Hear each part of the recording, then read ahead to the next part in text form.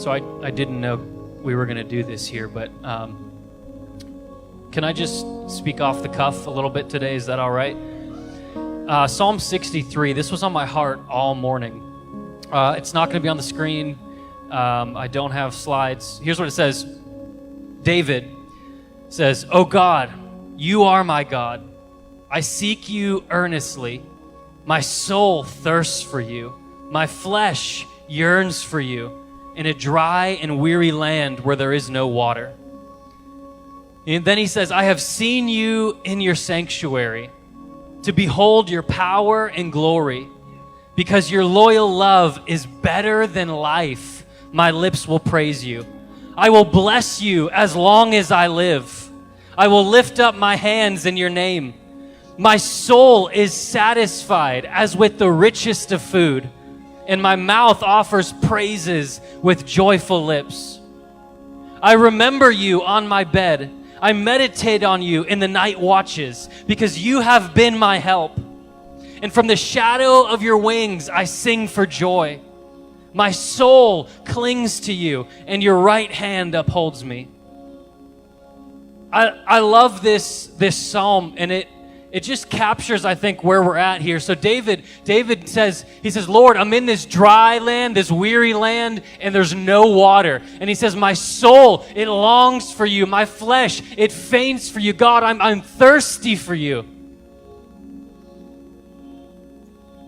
You know, if I could describe our world in a few words or just a phrase, it's that we live in a dry and weary land spiritually, that it's spiritually empty, that you can go after everything this world has to offer. And guess what? It's a wilderness with no water. And I want to maybe stretch your spiritual muscles here a little bit today, because the thing is, for so many of us, it's not that we don't want God. We know we kind of do. It's just that we want so many other things. It's that we're full of so many other things.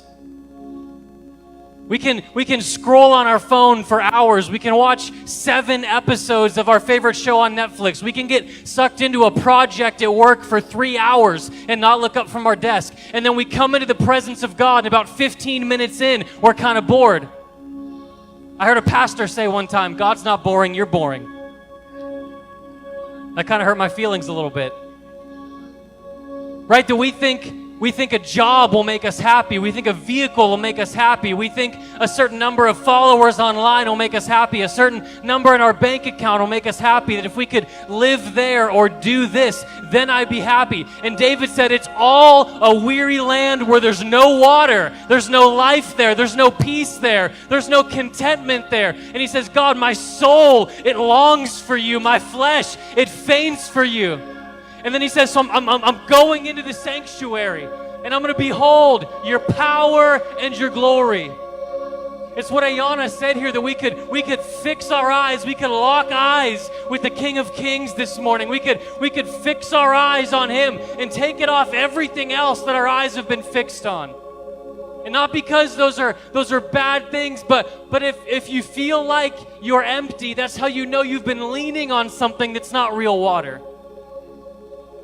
If you feel like you're empty inside, that's how you know you've been drinking from a river that's not real water. And the reason you feel like you're weary is because you're looking for something, and that thing cannot satisfy like he does. Elsewhere in the Psalms, David said, "One day in your presence, one day in your courts is better than 1,000 elsewhere."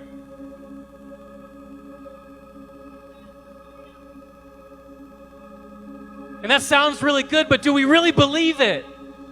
Would we really rather spend one day in his presence than 1,000 days spent on everything else the world has to offer? Elsewhere, the Psalms say that in your presence, God, there's fullness of joy. And at your right hand, there are pleasures forevermore. When you hear the word pleasures, plural, what do you think of? David said this is what God's all about, that there's a real joy and a real peace in his presence.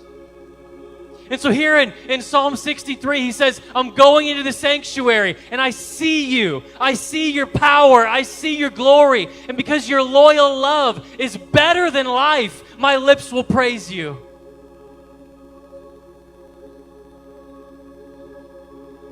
God, we're hungry for you today. God, we've been in a dry and weary land and there's no water there. And we've been drinking from other streams and we've been drinking from other waters that don't satisfy.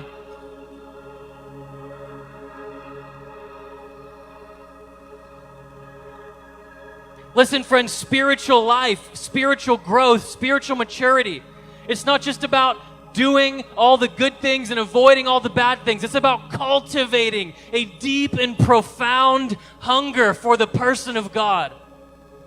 You see, because if you can find that hunger for God and allegiance for God, that delight in God, you won't have to live your life saying, well, I guess I shouldn't do that. And God said the rules are that I can't do that. And let me try really hard to resist this. If you come and you feast at His table, if you find fullness of life and joy in His presence, you don't have to live your life saying no to 17 other things. You just have to say yes to one thing, and that's the presence of God. Because if you say yes to His presence, you won't want anything else. See what hunger does when you find that you feast on the Lord, like this psalm says. He says, I've feasted like on the richest of food. You won't be hungry for anything else anymore. And so it's not about a willpower problem. It's not about a discipline problem. It's not a try harder problem. It's a hunger problem. Is that your hunger has not been satisfied by the only one that can satisfy it. Listen, many of us, all of us in this room, if we're honest, would say there's sin in our lives, there's idols in our lives, there's things that we trust, there's things that we lean on. And I've learned in my life that dealing with sin is not even about the sin. All sin, St. Augustine said, is the result of disordered love. That if you love Him right, you'll serve Him right. If you love Him right, you'll obey Him right. Why? Because your appetite has been satisfied like with the richest of food. And so the goal is not focus on your sin and deal with your sin and fight your sin, and you have to do that. But ultimately, the way you do that is by finding better food. It's by finding better drink. And so you don't deal with the issues in your life by focusing on the issues. You focus on the one who can satisfy that hunger. And David here, he says, he comes into the presence. He says, I've seen His power. I've seen His glory. And this love, it's better than life.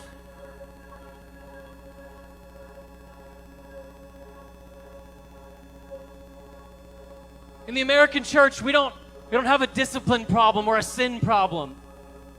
We have a hunger problem. And everything else, all of our other problems, go back to that one thing. It's that we haven't seen Him. That we don't, like David, say, I've seen His power, I've seen His glory. And I'm getting to the place in my life where I'm learning to cultivate this hunger on a daily basis. Everything else is a dry land without water. Everything else is something that doesn't satisfy. That's where holiness comes from. That's where being set apart comes from. I'm not the smartest person here. I'm not the most educated. I'm not the most spiritual. I'm not the most disciplined. I'm just a guy who found real water. And I'm telling you, it works.